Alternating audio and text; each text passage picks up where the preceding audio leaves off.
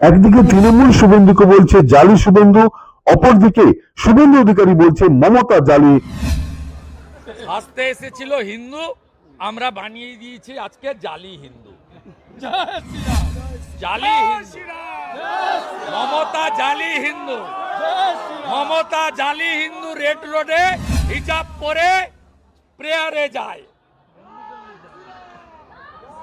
মমতা মহাকুম্ভকে মৃত্যু কুম্ভ বলে, মমতা হিন্দু ধর্মকে গান্ধা ধর্ম বলে, মমতা জালি হিন্দু। একদিকে তৃণমূল শুভেন্দুকে বলছে জালি শুভেন্দু, অপরদিকে শুভেন্দু অধিকারী বলছে মমতা জালি। জালি ও শুভেন্দু ভণ্ড হিন্দু, ভণ্ড সনাতন। কখনো তিনি সনাতন সাজেন, কখনো আবার হিজাব পরে ঘোরেন। শুভেন্দুর কথায় কান না দেওয়াই ভালো।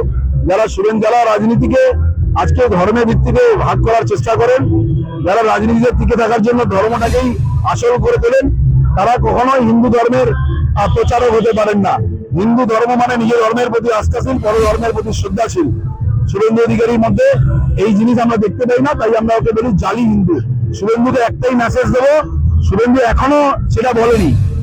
আমরা বলেছিলাম শুভেন্দুর ক্ষমতা থাকলে জয় জগন্নাথ বলুক, একবারও জয় জগন্নাথ বলুক, তাহলে ভাবো ও হিন্দু, নাহলে ও হিন্দু নয়, জালি হিন্দু।